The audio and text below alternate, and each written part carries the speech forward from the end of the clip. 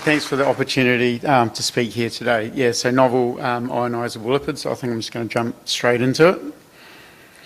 So yeah, the motivation for this work actually come kind of slightly before the platform, and it come from this paper that Ian and I published with long-time collaborator William Heath from University of Melbourne.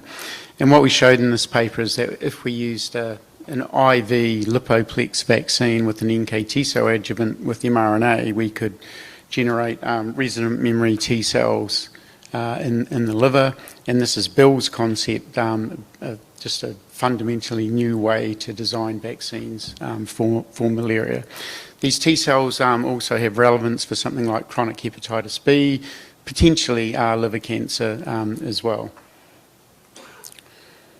Yeah, there's a nice little video there on the left. I guess I'm going to have to exit out to play it, so we won't do it. But that basically shows these resident memory T cells just patrolling the sinusoidal space in the liver. So after this paper, whilst we were very happy to get a reasonable paper out, both Ian and I were thinking about the manufacturability of our vaccine. So we'd made the mRNA by very traditional methods, so we're thinking about things like co-transcriptional capping and various design elements. And in particular, for the purpose of this talk, we're really thinking about the formulation. IV administrations are not ideal, especially in the field in Africa. And we're also thinking about the adjuvant optimization as well. So as it turns out, a lot of those things are in common with what we need to do for the platform. So there were some good synergies there. So I guess that's why we're here today. Okay, so just a really basic recap. I mean, I guess I hadn't really figured that there was going to be lots of RNA talks before, but clearly we need to get the messenger RNA into the cytosol of a cell for it to interact with the ribosomal machinery to make protein. If we just drill into the structure of an mRNA molecule, especially into the little bits that, oh goodness, there we go, you can almost see it. The phosphodiester backbone, we've got lots of negative charges. It's a large biomolecule. It's not getting through a membrane pretty well. Very well, sorry. What am I doing with this?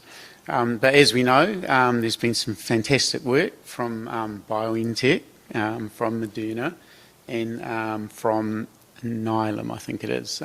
So there's some good LNP formulations out there already, and essentially what they are, combination of 4 different lipids, including around about 50% ionisable lipids. And the distinguishing feature of an LNP versus a lipoplex is this. This is a TEM, cryo-TEM. We've got this dense, oily core. So we've got lots of carbon in the middle, potentially protecting the mRNA. Okay, so the rationale. So, why would we do this, given there's some great products out there already? And obviously they are fantastic products. So I guess we kind of feel that the industry standards aren't necessarily optimised for specific applications, and I think we've just seen an amazing talk from Phil about that already. And also here in New Zealand, uncertainty about supply and future downstream costs. So we might have to use someone's product, but we're not really sure what that's going to really mean if we ever did get to commercialisation. And then the reality for us in the research phase was that we'd partnered with P&I, and that was pretty good to start with. Their instrument's great, at least for research, but it was costing us around $1,800 per microgram, per 100 micrograms of RNA. So this was quite expensive. And we also didn't really know what we were using either, because they didn't disclose structures. So our approach, I've got to go through this pretty quickly, I guess. So we obviously wanted to develop the industry standard leading technology first with known materials. Did a deep literature search, including a patent landscape search. You can imagine how long that took. And we had a little bit of help with James and Wells, and a Christchurch-based patent firm. So then our actual workflow is in point C there, so synthetic tractability. Could we make the materials? We think about the chemical route. Then the physical properties, could we actually form LNPs? In vivo activity, and then refine and optimise. That means we went back to the structure.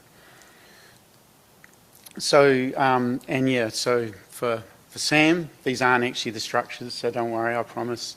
So this is just a kind of an illustration of the process, and Regan Anderson is absolutely critical to this process. He's led the whole thing himself. I've had to do very, very little. And I also mentioned Lisa's group have done most of the immunogenic testing for us in this program.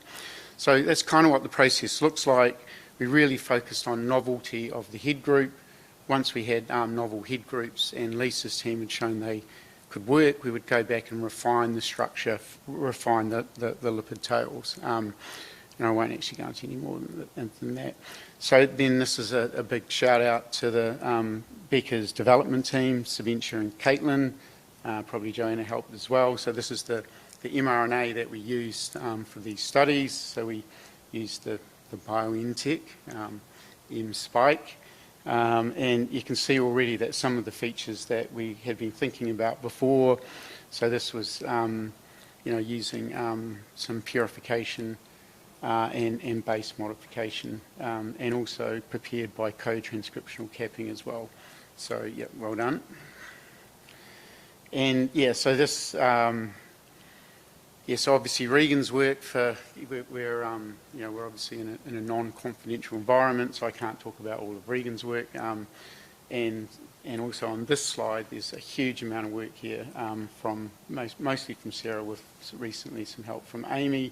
So this is the standard microfluidics encapsulation process with the standard selection criteria that you would probably expect. So from this, we selected in our second round of screening 30 novel ionisable lipids, and they were tested in 3 experiments. So we're going to go through this really quickly. So yeah, once again, huge shout out to Lisa and Nan and Olga, who designed these experiments, and also Ian's team. Jordan led the liver TRM work as well, which is really time consuming. And once again, thanks to Ian for all of this. So we're looking firstly just at safety. We're looking at the weights of the animals, and I won't go through too many details, but what you can see here is a spread. The only thing that's different in these liponanoparticles is the ionisable lipid, pretty much seeing a spread from PBS up to about where the acuitas lipid is. So a lot of data on this slide, but essentially this is looking at cytokines in the blood, and this is at a 6-hour time point. And what you can see from this graph is that, generally speaking, the acuitas lipid is looking like it's a little bit more immunogenic, if not reactogenic. And we can see IL-6 in particular pops up on this next slide. So, but what we're actually interested in is the adaptive immune response. This is early on, so this is a day 7 T-cell response, and we can see to the left there we've got a number of candidates that are performing reasonably beside the industry standard. This is day 28 now, and you can see that you get a little bit more differentiation in the response. But again, these candidates that popped up at day 7 were predictive of later response. Obviously, we want to have a look at an antibody response as well. Oh yeah, I should really point out that Ian and Lisa took a lot of time to carefully design these experiments so we could use the same animals to measure, antibody response, early responses, and memory T-cell responses. So huge coordination between the groups. And then we can see these later time points, we can see, oh goodness, it is there, and we can see a few of these candidates that are kind of equivalent. We're potentially interested in some of these other materials for other applications. So, for example, for delivery of perhaps gene products as well.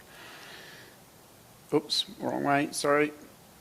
And then one of the things that we're really interested is the memory T-cell response in the different organs. So in the lungs, in the spleen in particular, but also for our malaria and potentially hepatitis and liver cancer, the T-cell response in the liver. And we can see over here that, again, we've got some of these candidates that are almost holding their own with, one of the world standards. All right.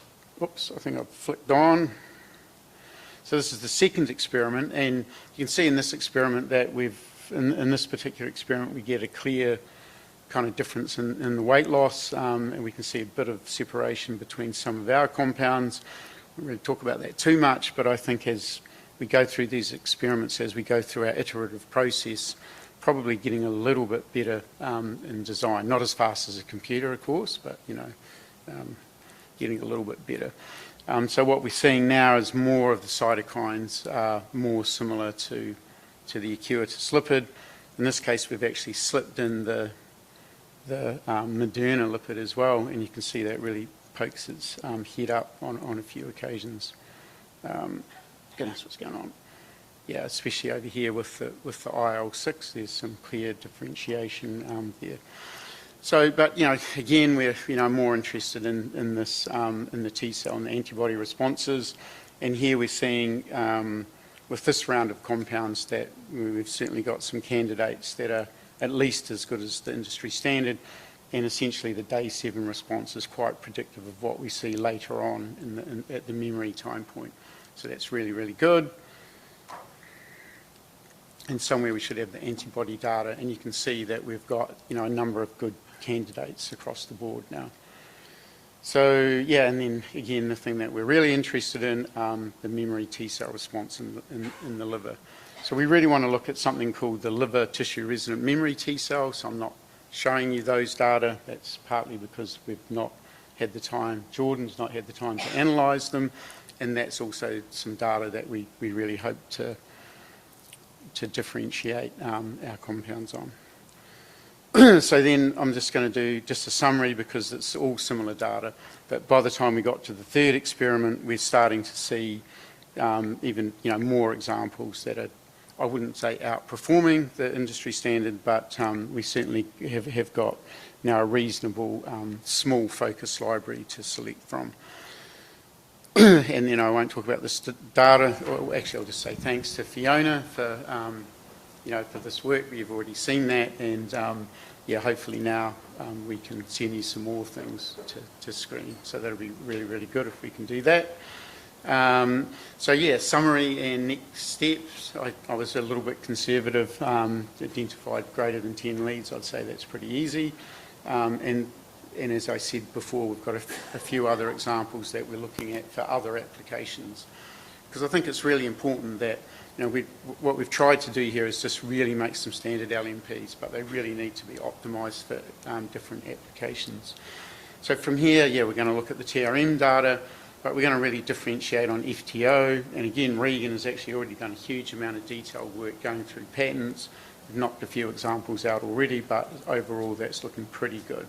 But what we're going to really focus on is the physical stability, and I think Phil really, we didn't touch on this, he rammed it home actually in his presentation. So yeah, so lyophilization, freezing, and in particular, I'll just mention TFF. I can see Gary's moving around over there, so I think it's time for me to go. So we've got this small-scale TFF device, and so Sarah's just got that up and running. So we'll use that as a really powerful down selection tool, and then in collaboration with South Pacific Sierra, we'll send our best candidates down to them to look at the same process on scale. So I think the last thing for me to do is just acknowledge, so hopefully I acknowledged most of the people throughout the presentation, but I apologise, I probably missed some out, but my team obviously is really important to me. We've also got great support from Amy and Jonathan, so thanks to Lawrence and Emily for borrowing them to us. It's really appreciated. And then special thanks to Keaston and Gary for putting up with me, and a big shout out to Ian for all the years of supporting me in immunology and allowing me to spend heaps of time at the Mulligan, and thank you.